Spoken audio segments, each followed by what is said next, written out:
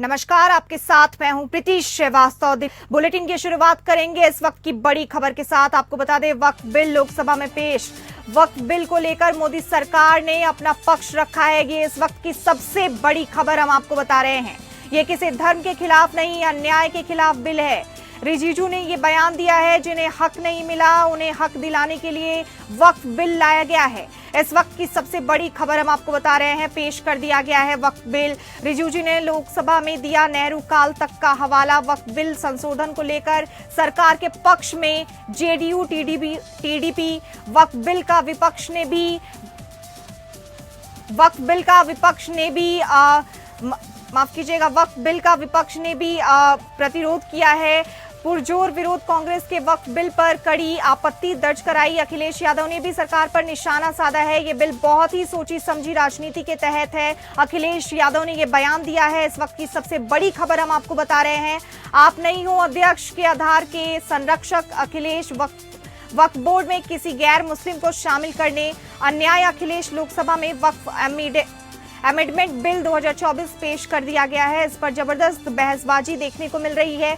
अल्पसंख्यक मामलों में मंत्री किरेन रिजिजू ने वक्फ अमेंडमेंट बिल 2024 को लोकसभा में पेश किया है। इस वक्त की सबसे बड़ी खबर हम आपको बता रहे हैं। किरेन रिजिजू ने वक्फ अमेंडेड बिल को 2024 में लोकसभा में पेश किया है। कांग्रेस ने इस पर कड़ी आपत्ति दर्ज कराई है। समाजवादी पार्टी के चीफ और कन्नौज से लोकसभा सांसद अखिलेश यादव ने भी बिल का विरोध किया है। सपा चीफ अखिलेश यादव ने लोकसभा में कहा, यह बिल बहुत ही सोची समझी राजनीति के तहत पेश हो रहा है। जब लोकतांत्रिक तरीके से चुने जाने की पहले से प्रक्रिया है तो उसे नॉमिनेट क्यों किया जा रहा है? अन्य धार्मिक मसले भी कई गैर बिरादरी का नहीं आता है, तो फिर वक्फ बोर्ड में किसी गैर मुस्लिम को शामिल करने का क्या औचित्य है? इस वक्त की सबसे बड़ी खबर से हम आपको रूबरू करवा रहे हैं। I rise to move for leave to introduce the Waqf Amendment Bill 2024. बोलिए। Sir, I have your permission. I rise to move for leave to introduce the Waqf Amendment Bill 2024. Shri Venugopal sir कि भाजपा अपने हताश, निराश, आप तो उस कानून चंद कट्टर समर्थकों के तुष्टीकरण के लिए ये बिल लाने का काम कर रही है। अखिलेश जी, अध्यक्ष महोदय, आज तो हमारे आपके अधिकार कट रहे हैं। मैं याद कीजिए अध्यक्ष महोदय, मैंने आपसे कहा था कि आप लोकतंत्र के न्यायाधीश हैं और मैंने अध्यक्ष महोदय सुना है इस लॉबी में कि कुछ अधिकार आपके भी छीने जा रहे हैं। उसके लिए हम लोगों को लड़ना पड़ेगा आपके लिए। अध्यक्ष महोदय, मैं इस बिल का विरोध करता हूं। गवर्नमेंट कह रहे हैं कि हम महिलाओं को दे रहे हैं। मुझे यकीन है कि आप बिल्किस बानो को और जकिया जाफरी को मेंबर बनाएंगे, मुझे यकीन है। मैं आपसे जानना चाह रहा हूं सर कि ये जो आप बिल ला रहे हैं, आप देश को बांटने का काम कर रहे हैं, जोड़ने का काम नहीं कर रहे हैं। आप दुश्मन हैं मुसलमानों के, उसका सबूत ये bill. We are Hindu, sir. We are a believer. But we, same time, we are respecting the faith of other religions also. That is the basic principle. You want this bill is specialized for Maharashtra, Haryana election. This bill is specialized, but you don't understand that. Last time, people of India clearly taught a lesson to you. This type of divisive politics, India people will not going to buy now. Now again, you are trying to experiment that bill, sir. Againly, this is an attack on federal system also. This is a clear attack on federal system also. ये सीधा ये कानून धर्म से और आस्था से जुड़ा हुआ है और इसलिए इसको लेकर जल्दबाजी नहीं करनी चाहिए। वक्फ वो इस्लाम के लोग जो उसको मानते हैं, जिनके दिल में करुणा है, जो समाज के प्रति कर्तव्यबद्ध है, वो इस रास्ते को अपनाते हैं और इसीलिए उनके प्रति हमें संवेदनशील होनी चाहिए। यहाँ पर अपनी ताकत का अहंकार नहीं आजमाना है। हमें हर धर्म में ये प्रावधान है, चाहे हिंदू हो, सिख हो, जैन हो, बौद्ध हो और चाहे ईसाई हो। That we did not find about this bill from the parliament. We found out about this bill from the media. So is this the new way of this government working? कि पहले मीडिया को बताएंगे फिर parliament होगा, तो हम पढ़ के पार्लियामेंट पहले मीडिया में बताएंगे पहले। What is this new work of starting, sir? So you are are insulting the parliamentary system and a democracy which we are also proud of. So our parliament has been undermined here. So you think we have no problem if you are leaking things to media? But don't do it selectively. This office, this is a temple of democracy. We take our job very seriously. और 26 में article 26 का violation है। 4 धाम में ये लिखा हुआ वाज़े तौर पर कि सिर्फ हिंदू होगा। बिहार उड़ीसा में भी यही लिखा हुआ है। पंजाब हरियाणा में गुरुद्वारा प्रबंधक कमेटी में सिर्फ सिख होगा ओनली, और ये उनका अधिकार है जिसको माना गया है। लेकिन मुस्लिम के साथ में यह अन्याय क्यों है? इस वक्त की सबसे बड़ी खबर आपको बता दें, जापान में भूकंप के झटके महसूस किए गए हैं। भूकंप के जबरदस्त झटके से जापान सहम चुका है। रिक्टर स्केल पर भूकंप की तीव्रता 7.1 मापी गई है। इस वक्त की सबसे बड़ी खबर हम आपको बता रहे हैं। समुद्र की 20 सेंटीमीटर ऊंची लहरें उठती देखी गई। जापान में सुनामी का भी अलर्ट जारी कर दिया गया है। जापान में भूकंप के तेज झटके महसूस किए गए हैं। इस वक्त की ये सबसे बड़ी खबर है। रिक्टर स्केल पर भूकंप की तीव्रता 7.1 मापी गई। भूकंप के साथ ही सुनामी की चेतावनी भी जारी की गई है। भूकंप के ये झटके जापान के क्यूसेक और शिकोकू द्वीपों पर महसूस किए गए हैं। भूकंप के साथ ही जापान के कई तटीय इलाके मियाजाकी, कोची, इहिमे, कागोशिमा और आइता में सुनामी को लेकर अलर्ट जारी किया गया है और स्थिति पर काबू से नजर रखी जा रही है। क्यूशू के मियाजाकी में समुद्र की 20 सेंटीमीटर ऊंची लहरें उठती देखी गई है। इस वक्त की हम आपको सबसे बड़ी खबर से रूबरू करवा रहे हैं। जापान में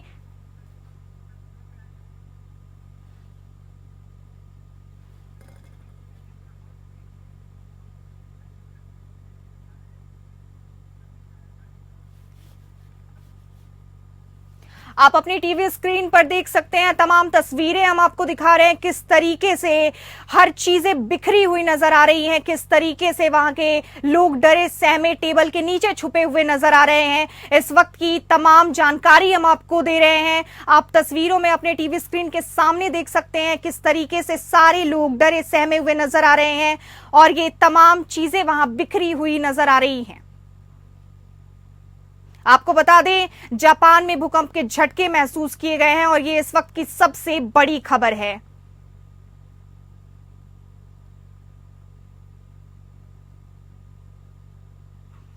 आपको यह भी बता दें कि रिक्टर स्केल पर भूकंप की तीव्रता 7.1 मापी गई है। समुद्र की 20 सेंटीमीटर ऊंची लहरें उठती भी देखी गई हैं। जापान में सुनामी का भी अलर्ट जारी किया गया है। जापान में भूकंप के तेज झटके महसूस किए गए हैं।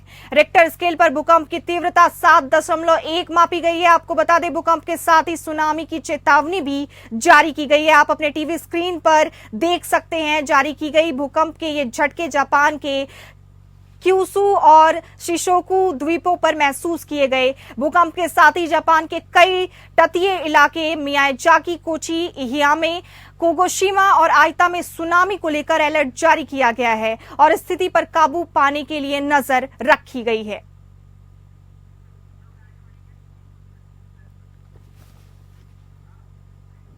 खबरों में आगे बढ़ेंगे। बीजेपी ने सीएम योगी के नेतृत्व में विधानसभा उपचुनाव जीतने के लिए पूरा जोर लगा दिया है। खुद सीएम योगी ने मिल्कीपुर और कटेरी सीट की जिम्मेदारी संभाली है। अंबेडकर नगर के दौरे पर आए मुख्यमंत्री योगी ने कार्यकर्ताओं और पदाधिकारियों के साथ बैठक में साफ कर दिया कि चुनाव में मुकाबला भाजपा के विकास के एजेंडा और विपक्ष के विनाशकारी प्रोपेगेंडा के बीच होगा। सीएम योगी ने कहा कि विपक्ष समाज को जातियों में बांटने और लड़ाने में जुटा है। लोकसभा चुनाव की तरह ही विधानसभा उपचुनाव में विपक्ष झूठी अफवाह फैला सकता है, लिहाजा भाजपा को सावधान रहने की जरूरत है।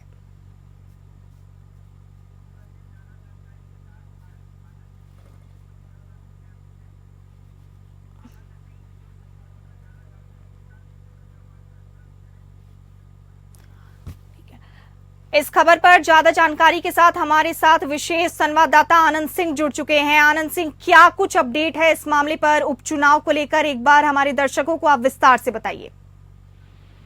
बिल्कुल, देखिए प्रीति, विधानसभा उपचुनाव को लेकर बीजेपी ने जो रणनीति बनाई है उसमें जो अहम जिम्मेदारी दी गई है वो उन मंत्रियों को दी गई है, चाहे जातीय समीकरण देकर, क्षेत्रीय समीकरण देकर, या वो तमाम मंत्री जो उस क्षेत्र से आते हैं। तो कह सकती हैं कि भारतीय जनता पार्टी ने एक एक सीट पर 3-3 मंत्रियों की ड्यूटी लगाई है, पदाधिकारियों की ड्यूटी लगाई गई है और इसका नेतृत्व खुद मुख्यमंत्री योगी आदित्यनाथ कर रहे हैं, जिन्होंने खुद जिम्मेदारी ली है।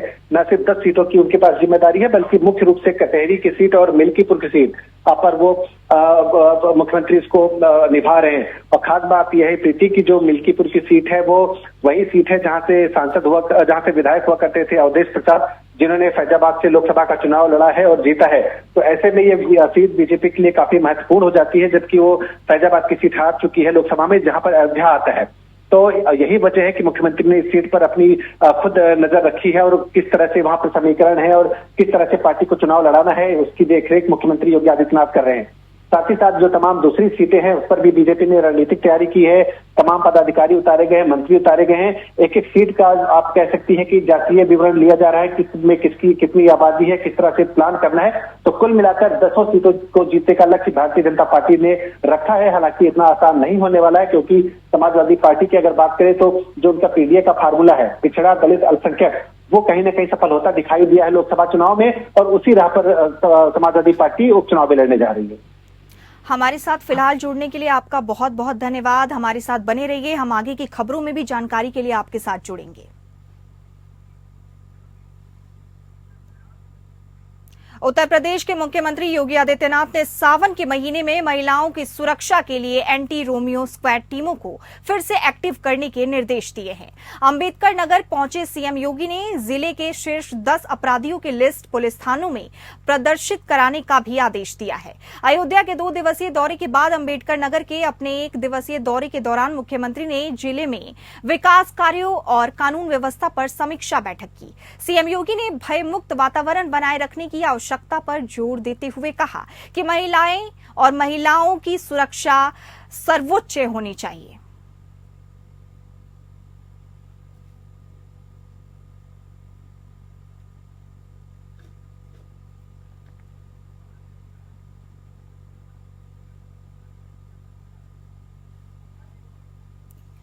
इस खबर पर हमारे विशेष संवाददाता आनंद सिंह जी जुड़े हुए हैं। आनंद सिंह जी, रोमियो स्क्वाड टीमों पर सीएम योगी का फिर से एक्शन किस बात को दर्शा रहा है, इस पर ज्यादा जानकारी देते हुए विस्तार से हमारे दर्शकों को एक बार बताइए।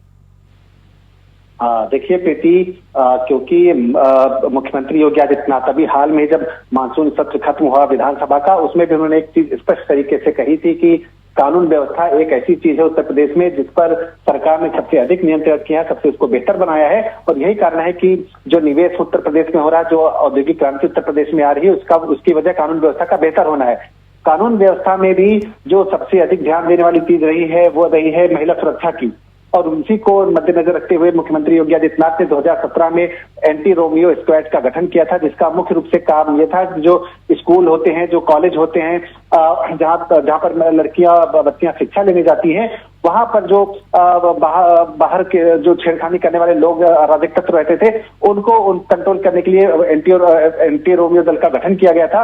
और अब एक बार फिर मुख्यमंत्री ने ये साफ निर्देश दिए हैं कि जो एंटी रोमियो दल का जो गठन हुआ था, जिस उद्देश्य के साथ, वो उद्देश्य कहीं खत्म न होने पाए, उस उद्देश्य को बनाए रखा जाए, और न सिर्फ बनाए रखा जाए बल्कि और तेजी से चुस्त गति से उस पर काम हो, कार्रवाई की जाए, उसके निर्देश उन्होंने दिए हैं, ताकि महिला सुरक्षा को अच्छा रखा जाए उत्तर प्रदेश में, जिस तरह से अब तक देखने में मिला है। 11 अगस्त से प्रदेश भर में भाजपा का हर घर तिरंगा अभियान शुरू होने जा रहा है। इस अभियान के जरिए भाजपा बूथ स्तर पर बड़े कार्यक्रम आयोजित करेगी, जिसमें बाइक रैली, पदयात्रा से लेकर भाजपा कार्यकर्ताओं के घर और प्रतिष्ठानों में तिरंगा लगाया जाएगा। आप देख सकते हैं किस तरीके से बाइक पर सवार युवक तिरंगा लहराते हुए आगे बढ़ रहे हैं। आप अपनी टीवी स्क्रीन पर उनके अंदर उत्साह और उमंग को देख सकते हैं। वो बाइक पे जिस तरीके से सवार होकर हाथ में तिरंगा लहराते हुए आगे बढ़ रहे हैं, ये हम आपको बता रहे हैं 11 अगस्त से प्रदेश भर में भाजपा का हर घर तिरंगा अभियान शुरू होने जा रहा है। इस अभियान के जरिए भाजपा बूथ स्तर पर बड़े कार्यक्रम आयोजित करेगी, जिसमें बाइक रैली, पदयात्रा से लेकर भाजपा कार्यकर्ताओं के घर और प्रतिष्ठानों में तिरंगा लगाया जाएगा। आप अपनी टीवी स्क्रीन पर देख सकते हैं जिस तरीके से कार और बाइक पर युवक सवार आगे बढ़ रहे हैं अपने हाथों में तिरंगा लहराते हुए।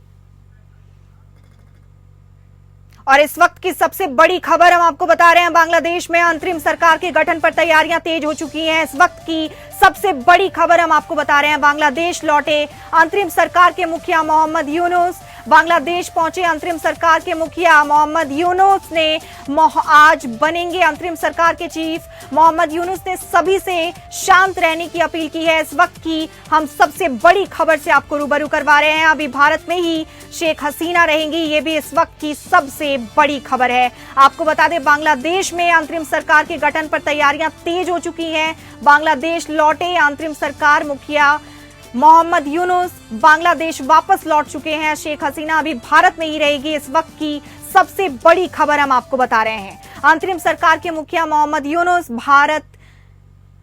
अंतरिम सरकार के मुखिया मोहम्मद यूनुस आज बनेंगे अंतरिम सरकार के चीफ। मोहम्मद यूनुस ने सभी से शांत रहने की भी अपील की है और अभी भारत में ही शेख हसीना रहने वाली हैं, ऐसी जानकारी आती हुई दिख रही है। इस वक्त की सबसे बड़ी खबर हम आपको बता रहे हैं।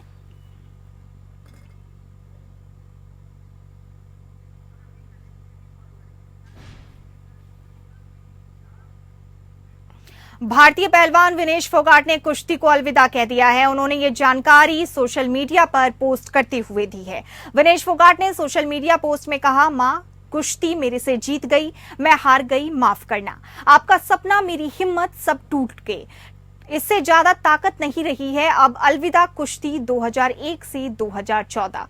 उन्होंने माफी मांगते हुए कहा कि आप सबकी हमेशा श्रेणी रहेगी। विनेश फोगाट ने सेमीफाइनल मुकाबला अपनी कॉम्पिटिटर के खिलाफ 5-0 के अंतर से जीता था और वो ओलंपिक फाइनल के लिए क्वालिफाई करने वाली पहली भारतीय महिला पहलवान थी। विनेश के ऐलान के बाद पहलवान बजरंग पुनिया ने प्रतिक्रिया देते हुए सोशल मीडिया पर पोस्ट किया। उन्होंने लिखा, विनेश आप हारी नहीं, हराया गया है। हमारे लिए सदैव आप विजेता ही रहेंगी। आप भारत की बेटी के साथ साथ भारत का अभिमान भी हो। वहीं 50 किलोग्राम कैटेगरी में मात्र 100 ग्राम वजन अधिक होने की वजह से ओलंपिक से डिस्क्वालीफाई हुई विनेश ने संन्यास ले लिया।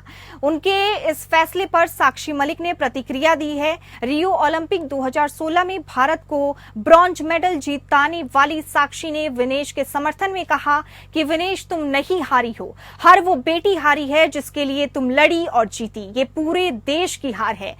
देश तुम्हारे साथ है। खिलाड़ी के तौर पर उनके संघर्ष और जज्बे को सलाम। बता दें कि विनेश फोगाट को ज्यादा वजन होने की वजह से फाइनल मैच में अयोग्य घोषित कर दिया गया था, जिसके बाद उन्होंने court of arbitration for support यानी CAS में अपील की थी। विनेश ने कहा था कि उन्हें इस इवेंट के लिए सिल्वर मेडल दिया जाना चाहिए। ओलंपिक में पहलवान विनेश फोगाट को डिस्क्वालीफाइड घोषित किया गया। 50 किलोग्राम कैटेगरी में उनका वजन करीब 100 ग्राम अधिक पाया गया। विनेश के पास गोल्ड मेडल जीतने का मौका था, लेकिन वजन अधिक होने के कारण फाइनल मुकाबले से कुछ घंटे पहले ही उन्हें अयोग्य करार दे दिया गया। ऐसे में नियम के कारण वो सेमीफाइनल जीतने के बाद भी मेडल से चूक गईं।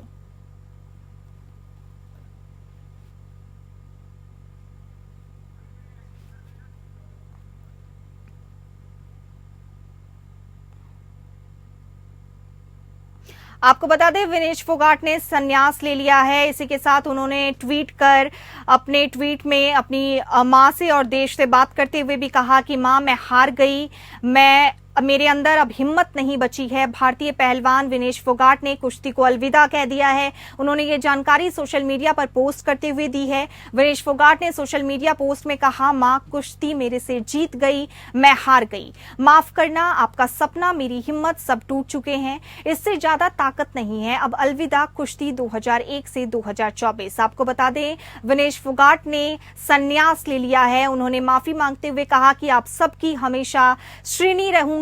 विनेश फोगाट ने सेमीफाइनल मुकाबला अपनी कॉम्पिटिटर के खिलाफ 5-0 के अंतर से जीता था और वो ओलंपिक फाइनल के लिए क्वालिफाई करने वाली पहली भारतीय महिला पहलवान थी। विनेश के ऐलान के बाद पहलवान बजरंग पुनिया ने प्रतिक्रिया देते हुए सोशल मीडिया पर पोस्ट किया। उन्होंने लिखा, विनेश आप हारी नहीं, हराया गया है। हमारे लिए सदैव आप विजेता रहेंगी। आप भारत की बेटी के साथ साथ भारत का अभिमान भी हो। वहीं 50 किलोग्राम कैटेगरी में मात्र 100 ग्राम वजन अधिक होने की वजह से ओलंपिक से डिस्क्वालीफाई हुई विनेश ने संन्यास ले लिया। उनके इस फैसले पर साक्षी मलिक ने भी प्रतिक्रिया दी है।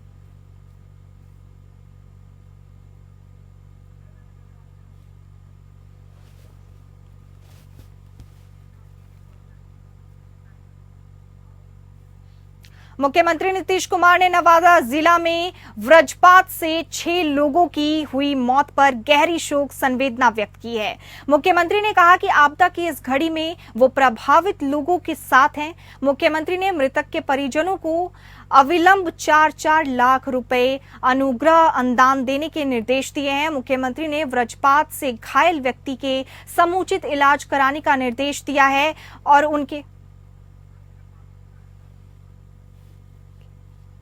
आपको बता दें उनके शीघ्र स्वस्थ होने की कामना की है। मुख्यमंत्री ने लोगों से अपील की है कि सभी लोग खराब मौसम में पूरी सतर्कता बरतें। खराब मौसम होने पर वज्रपात से बचाव के लिए आपदा प्रबंधन विभाग द्वारा समय समय पर जारी किए गए सुझावों का अनुपालन करें। खराब मौसम में घरों में रहें और सुरक्षित रहें।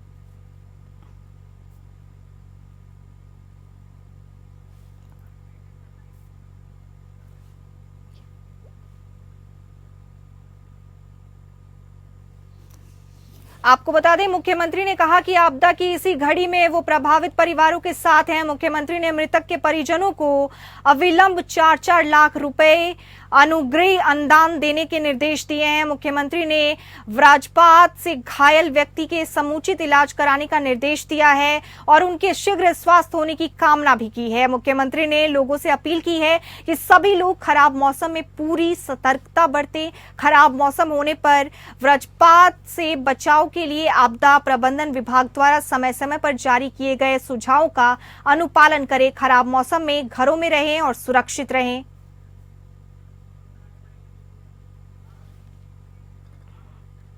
खबरों में आगे बढ़ेंगे। झारखंड की हेमंत सोरेन सरकार राज्य में बिरसा प्रधानमंत्री फसल बीमा योजना को चालू वित्तीय वर्ष 2024 से 2025 से राज्य में क्रियान्वित करने की स्वीकृति प्रदान की है। हेमंत कैबिनेट की बैठक में प्रधानमंत्री फसल बीमा योजना सहित 37 प्रस्तावों पर मंजूरी प्रदान की गई है। झारखंड मंत्रालय में मुख्यमंत्री हेमंत सोरेन की अध्यक्षता में हुई मंत्रिपरिषद की बैठक में के लिए गए निर्णय की जानकारी कैबिनेट सचिव वंदना दादेल ने दी। उन्होंने बताया कि 37 प्रस्तावों के अलावा कई प्रस्तावों पर भी विचार किया गया और इसकी स्वीकृति प्रदान की गई। पारंपरिक ग्राम प्रधानों की सम्मान राशि लगभग 2 गुनी कर दी गई है। झारखंड कृषि ऋण माफी योजना में संशोधन करते हुए सरकार ने 50,000 रुपए के बजाय 2 लाख तक कृषि ऋण माफ करने का निर्णय लिया है।